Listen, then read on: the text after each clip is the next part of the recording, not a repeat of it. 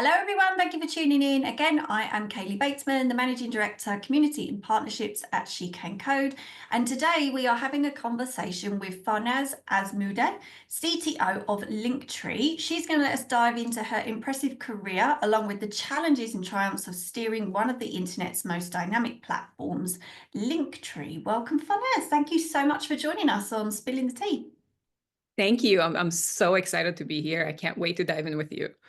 It's an absolute pleasure to have you here. I know you are super busy, so thank you so much for making time for us to come and have a chat on Spilling the Tea and to share a little bit with our community. So can we kick off with a bit of background about you, please? A little bit about your career path and what led you to become the CTO of Linktree? Yeah, I actually like to say that I have a pretty boring career path, meaning, it's a pretty I went to college to do computer science, then I went to grad school to continue on that, in the same field, got a job at a company you might have heard of, Google, really starting, Yeah. from an entry-level job, really building the foundations, because you go to school and you think you're getting a lot out of it, but honestly, it's not until you You start go into building work. production code at a major company where you truly learn what you were supposed to learn in school. It actually sinks in. So I spent 10 years at Google in the advertising organization, doing everything from a lot of ML work, because that's what I was working on at grad school. And it was a really nice alignment with my kind of first role. And by the way, now when I think about the state-of-the-art ML work that we were doing back then, it's like child's play compared to what's achievable right now. Then did a lot of heavy infrastructure work at Google, which I think of as this really pivoting point in my career in terms of really teaching me what it's like to build really high throughput, highly reliable, extremely efficient code for, in an environment where you carve out a few milliseconds in your ad serving system, and that translates to millions of dollars because ads are serving faster. It's kind of a fascinating space. And after that, I joined Snap. Or Snapchat, as we know the product. And at the time, Snapchat was this much smaller company, and they were starting to think about monetization. And it was a really nice alignment of, okay, hey, Farnaz, you're leaving your comfort zone of Google that you've been at for about 10 years, going to this new company, much smaller, faster moving. But by joining the ads team that they were just building up, and I was supposed to kind of start that initiative, it was this really nice alignment. It's like, okay, I'm getting out of my comfort zone, but I can continue relying on a lot of domain expertise that I've built in a previous role. So that was a really nice transition. Did that for a couple of years until Snapchat was also going through this really interesting phase in their growth where they had kind of saturated the market in, the parts of the world where you have higher end devices, fancier iPhones and, higher end Samsung devices, whatever they might be, unreliable internet. And then they couldn't grow anywhere else because if you're running your app on a lower end device on unreliable internet, it's simply not going to work. And that was when I kind of stepped out to start our platform initiatives at Snap, which I want to tie that to the infrastructure work that I was doing at Google, because I think really the foundations that what I had learned during that time really came in handy when this transition happened, because a lot of the concepts were really transferable. Did that for another 5 years inside of Snapchat. Grew the team to be a very large team. I started running not just platform teams, but also a bunch of product teams, including our growth initiatives. And at some point, I reached this point where I was like, you know what? I have this yearning to go back to a company at the size that Snapchat was when I first joined it.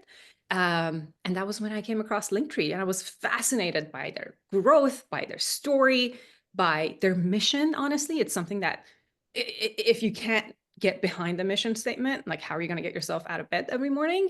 And here I am. I've been here for 2 years, which, by the way, time flies.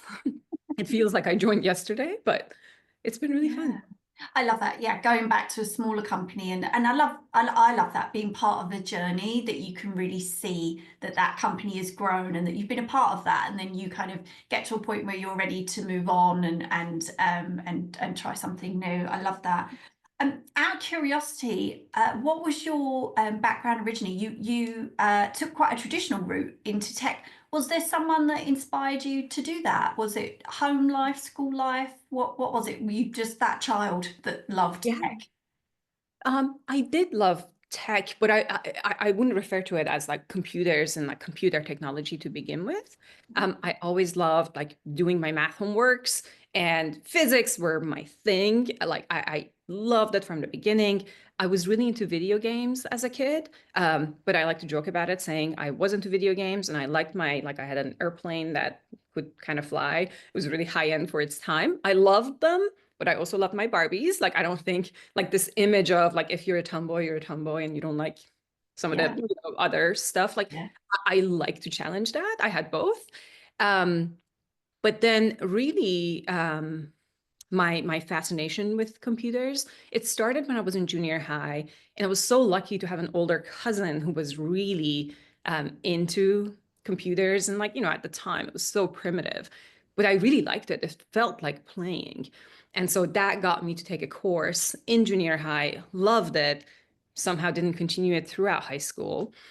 And when I was trying to kind of decide what to do in college, I knew it had to be engineering because I always had that fascination with technology. And my parents were engineers, mechanical, somewhat different, but you're surrounded in that environment. I think that was helpful. But towards like when I was making that call, I was trying to decide between like electrical engineering, mechanical engineering versus computer and software. And I don't know, it was like a bit of a luck, a little bit of push from parents, and I ended up doing computer science. And I'm so grateful I did that, because really, like, so much of the advancement in technology is now coming from this field. So I feel yes. extremely lucky to be here. There are so many people. I've never bumped into someone in tech who said, I'm so disappointed that I did that. In whatever way you come into tech, whether it's a traditional route or you fall into tech, no one has ever said that to me. And once you're in as well, you can go wherever you wish at that point. You can move around lots of different roles, lots of different companies. So I think it's just finding your way in, whatever way you find your way in. I No love one has that. ever said they regret it. Yeah, I love what you said, in that once you do technology, it's like you have this amazing tool in your toolbox. And, if you're fascinated by healthcare and inefficiencies of our healthcare system, you can go apply it into that space. If you're fascinated by, I don't know, e-commerce, you can go apply it to that space. So like, it's such an empowering tool to have in your toolbox that, yeah, I couldn't agree more with you. Yes, and you yourself, you've moved around different companies, and and you're one of those people, as we said, you like to go through a journey of a company and to be part of that. So, what about Linktree? Linktree has grown into a widely used platform, but what have been some of the biggest technical challenges in scaling the company, and how have you tackled them? Yeah, I think Linktree's story is really fascinating, and maybe I'll get into that to kind of contextualize my response. The story of Linktree, like, this is not like two founders coming together and decide, like, having an idea and bringing it to life. Our founders, they were promoting music festivals and concerts and events, and they were facing this problem where every time there was a new festival, they had to go buy a domain, register it, build a website, and then bring it back down. And obviously, that's super laborious, time-consuming, wasteful. And so Linktree came out of that problem that they were facing to solve their own internal problem. And they weren't engineers. They went and hired kind of an agency to build the initial version for them. And for a long time, that's what they were doing. And slowly they were like, well, maybe this is useful to other people. Let's open it up. And so they bootstrapped it that way, working with different agencies for a long time, not having kind of a dedicated engineering team inside the company, until they were like, wait a minute, like we're making like millions of dollars out of this thing that we accidentally built. Let's go raise money. Let's go, go through the typical processes that we're familiar with in tech. But I think because of that, one, the company has existed for, and the technology stack has existed for a much longer amount of time than we typically see with a company at this scale, perhaps in tech. And they haven't had that dedicated engineering support in the very beginning. And what that means is that perhaps you will see, one, more tech debt than you're normally used to, because of the way the technology stack had grown. And because there hasn't been this like rigorous process along the way because, by the way, the other thing that I like to say is like tech debt is part of software engineering process. Like if you're writing code, you have tech debt. But there is this like really kind of nice process around, okay, I'm having tech debt. I'm going to go pay it down because I was building for this stage of the company and now it doesn't apply anymore. I'm going to go fix some of the problems, make it more reliable, more resilient, more scalable for the next stage.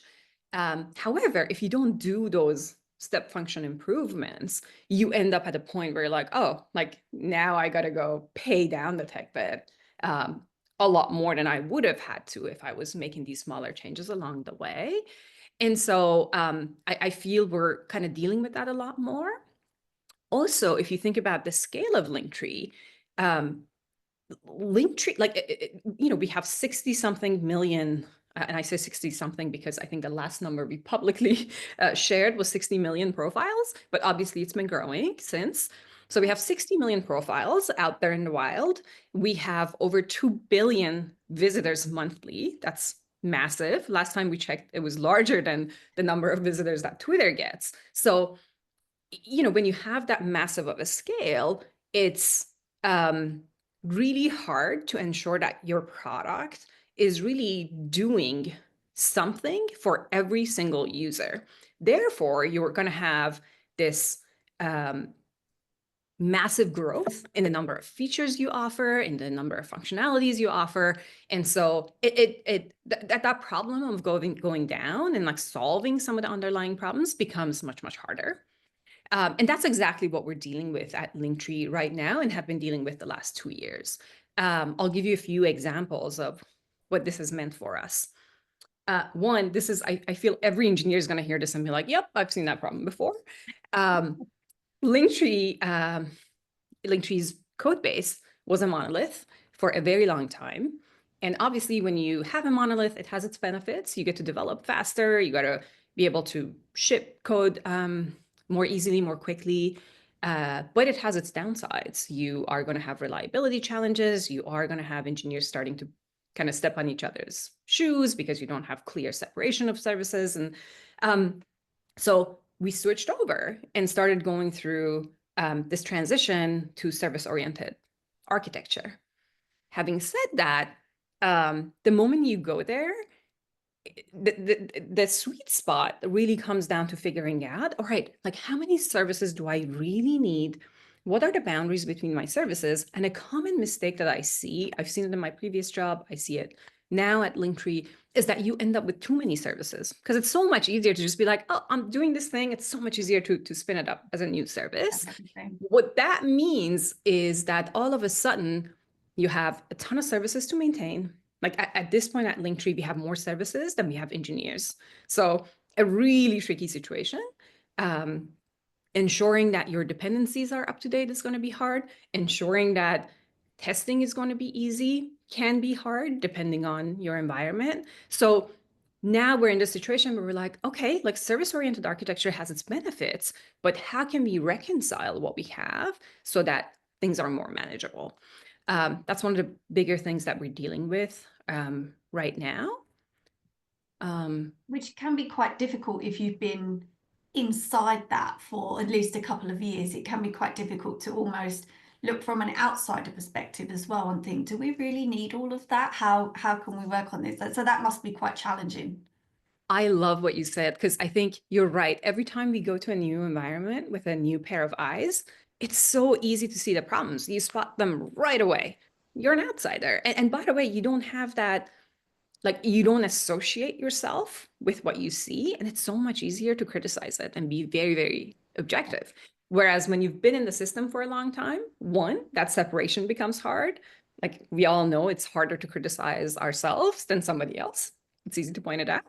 And two, you get used to it. Like you're not coming at things with those fresh pair of eyes anymore. So something that I have to do constantly is to kind of be like force myself to separate myself to be able to see those problems and push to address them. I really love that you brought it up.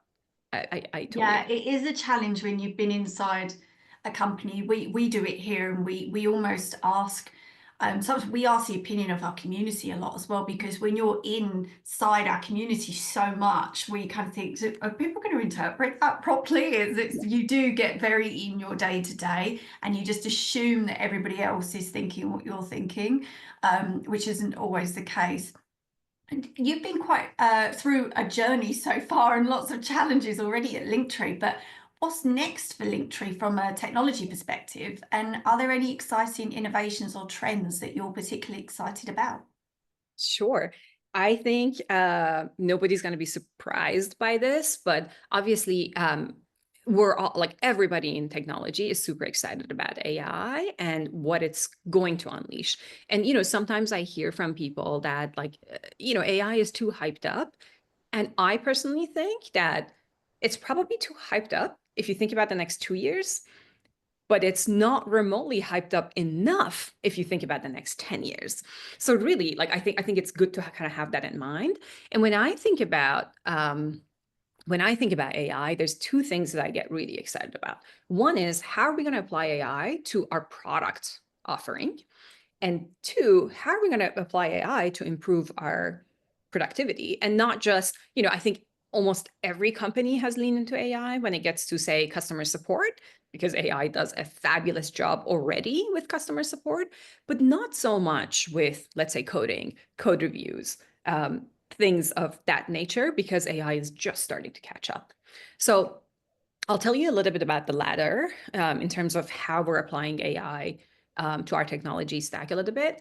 I think it's funny. I was just reminded of this interview that Brian Chesky of Airbnb did a little while ago, and a few other CEOs, and they were saying that they're not seeing a meaningful impact in engineering productivity as a result of AI. And I actually agree with them. I think it's not massively significant yet because it's not there yet. But the reason we're leaning into AI super heavily at Linktree is that, one, we believe that there's this thing about human psychology, like it takes a long time to start leaning in and using new tools that you haven't seen, like humans have not seen ever before.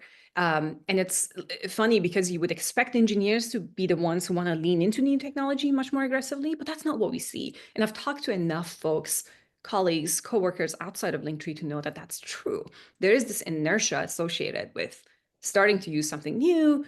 And it's almost like leaning into AI for coding. It's almost like the challenges you face when you, I don't know, first become a manager and you have to delegate. Because there's always that temptation that if I do it myself, I can do it better. I have to give it a ton of context.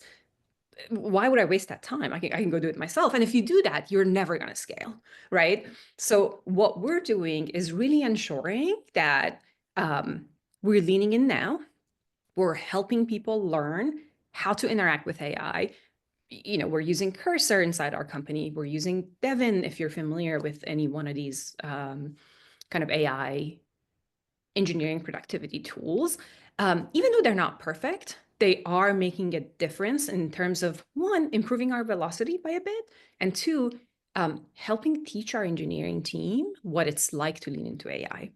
And the idea is, as AI gets better, and they had a major release, I think the Devin AI company had a major release yesterday that I'm excited to go play with. As technology catches up, you will be ready as an organization to just lean into it and take advantage of it, as opposed to just being like, okay, now we're going to get started. And now we have to deal with the challenges that come with humans, like humans with their own sophisticated psychology and incentives and whatnot, to start leaning into the tech and taking advantage of it. So that's Yeah. something that we're doing pretty aggressively.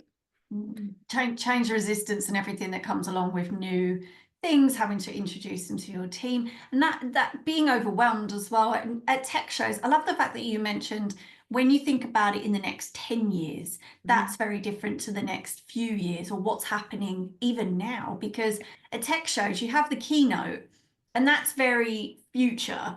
And then you come out of the keynote and you start talking to CIOs and CTOs on the show floor.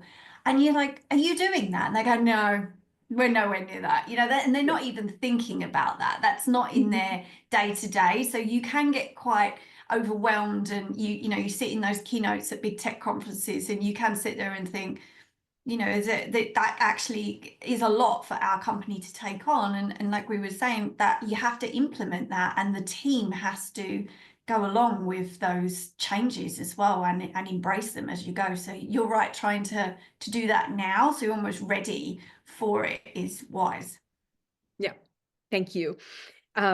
And then of course, leaning into AI for our product. Like there's a lot that are, as we call them, linkers, people who spin up at Linktree. There's so much that they're trying to do, whether they're creators or small businesses.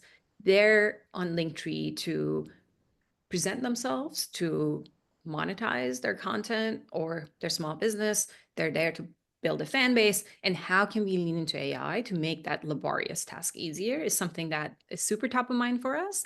But I honestly think, just like when the smartphones came out, some of the apps in the early days, when you think about it, like those apps were nowhere, like they were nowhere near what we're doing with smartphones now. Many of them were even like spammy, a solution in search of a problem.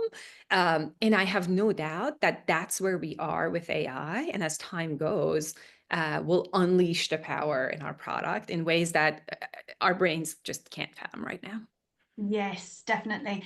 And that's a lot to navigate as a leader as well, that bringing all of that in and navigating change amongst your team. So as a tech leader, how do you foster a culture of innovation and collaboration within your teams? Yeah, such a good question. Um, I think as a leader, there's a couple of things that I think we have to do to make sure that we create and foster that culture of innovation and we encourage it. And the way I do it is, one, by heavy communication so that people hear what we value, so that people hear that it's not about how hard you work, but it's really about how smart you work and the impact you drive. And if that's your focus, as opposed to the hardship, you will lean into AI. You will try to figure out how can you unlock the value that you're trying to unlock as fast as possible. And repeating that, communicating that regularly is super top of mind for me. I used to have my leader who was running engineering at Snapchat. He used to say this thing that I really loved. He said, as a leader, and especially a leader of a larger organization, you have to repeat everything so many times that by the time you're sick of it, because you've been hearing yourself repeat it every day, by the time you're sick of it, everybody has heard about it. Before it, you've missed the mark. And so, it's so true. And so that's top of mind for me. And then two, I think creating the space for it, because sometimes when you're in that day-to-day of, I just need to ship, I have a deadline, it's hard to kind of take a step back and just think about, all right, if I was to do this more smartly, how would it be? So we've created a few kind of solutions to empower that. We have hackathons regularly, and these are not hackathons where different companies have different kind of approaches to hackathons. What we do at Linktree is that we're doing hackathons to build solutions that we actually need. We are going to ship them to production, but they just don't go through the same process. You have freedom to decide who you're going to work with. There's more flexibility associated with it.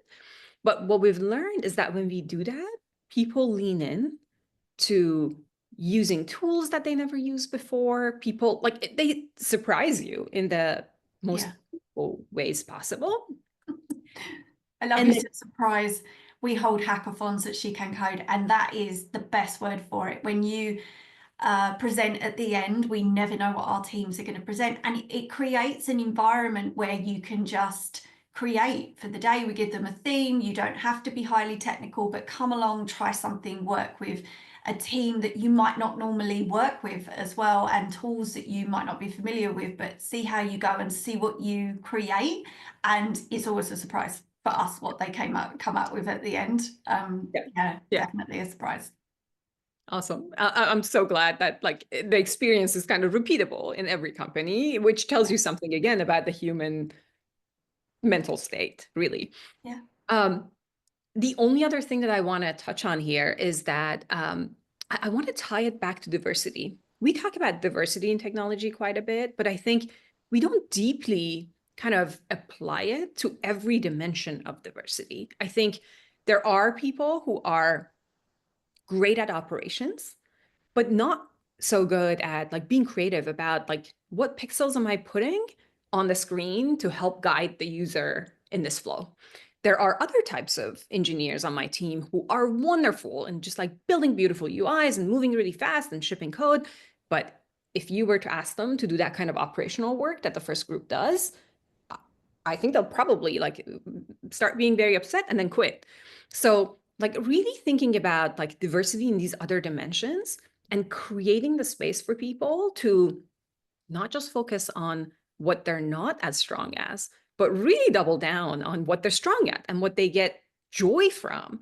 And creating that separation has sometimes really helped us unleash people who are really good at kind of being at the front and being creative, building the future, and then folks who are really happy being in supporting roles. I think that separation always helps. And of course, we have flexibility. People are dynamic. They might want to change their mode of operation. We allow that, we support it, but creating that separation in that space has proven to be super handy.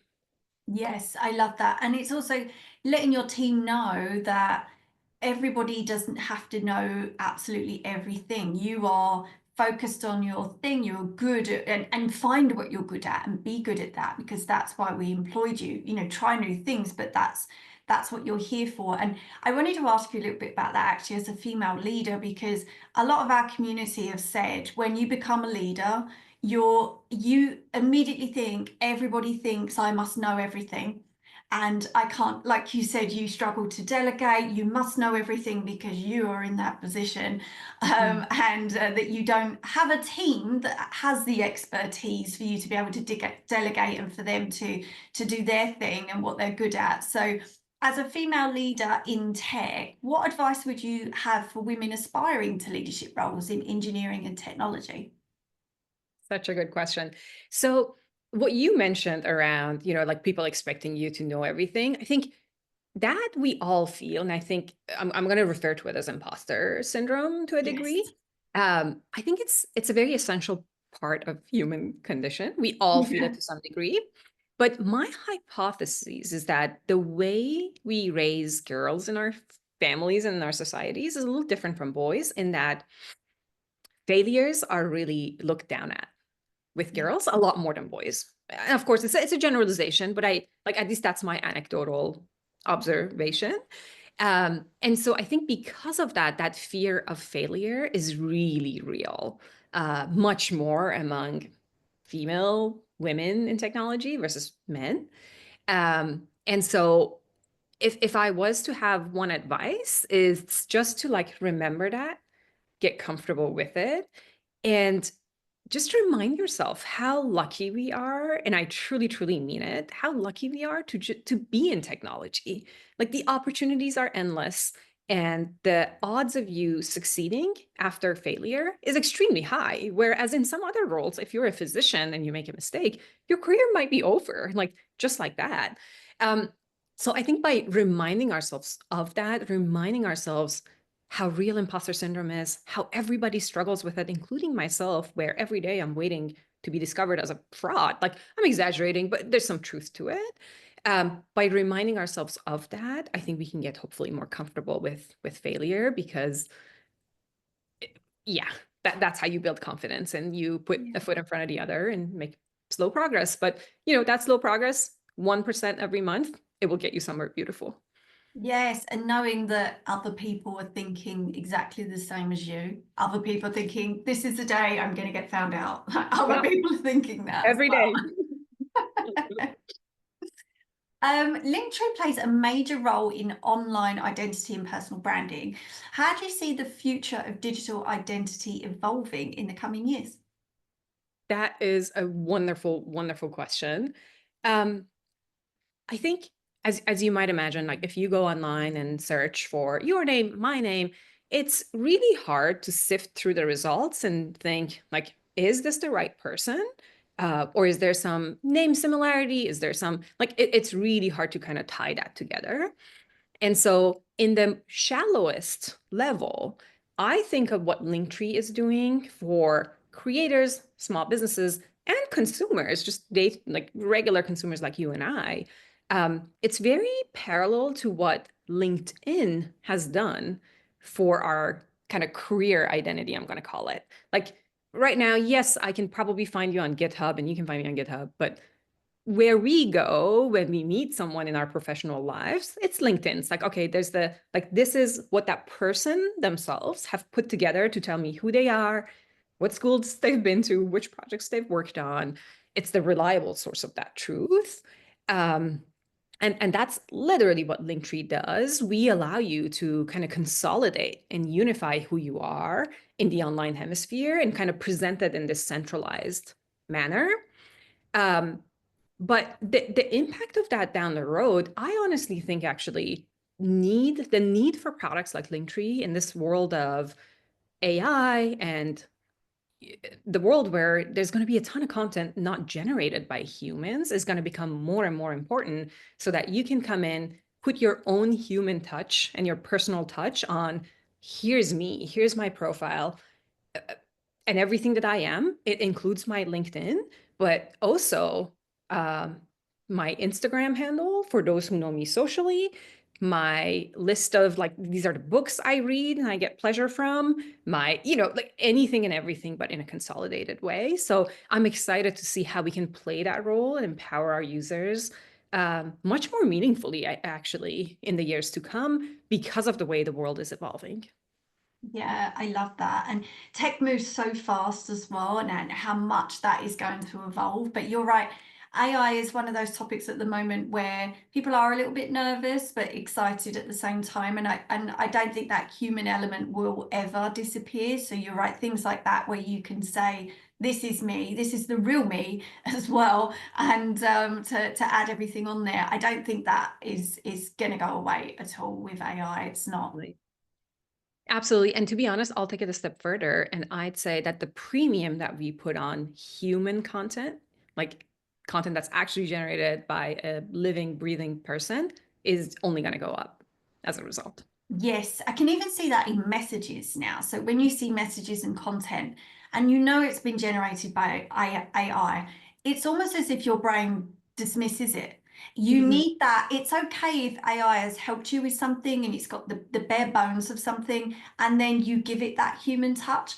But we've almost already noticed when content is being generated in its full sense, in its full form from AI and just copied and pasted, and then we go, oh, there's another one, there's another one. Nobody's put their heart and soul into it. There's going to be a real mix between the two because I personally, when I read something, I just shut off and I think, well, a human didn't write that. What's the point? Absolutely. I love what you're saying. And that's actually behind an initiative that we rolled out mid last year, I want to say, what we call social commerce. It's around this behavior that we're all seeing more and more online, where, you and I, we used to probably go to the mall and look at different brands, their displays, and decide what to buy. And that trend is shifting. We know that obviously online shopping is a big part of our day to day now, but also a very specific type of online shopping. And that is following creators who we adore because they are promoting, I don't know, health and wellness products that really resonate, or a fashionista who's pushing whatever the latest fashion it is that they are. kind of wearing and enjoying themselves.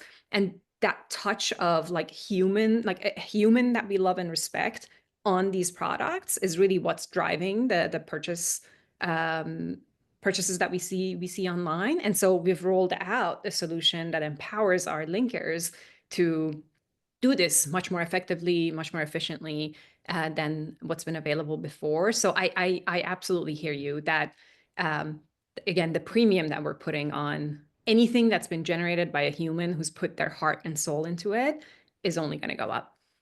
Definitely. Yes, I couldn't agree more. Farnaz, we are already out of time. I could keep talking to you for several more hours on this topic. I would absolutely love to pick your brains again at some point in the future. So thank you so much for coming on here and finding the time to come and chat and share your journey with our community. It's been an absolute pleasure. Thank you so much for having me. I've had a lot of fun talking to you. Thank you. And for everybody listening, as always, thank you for joining us, and we hope to see you again next time.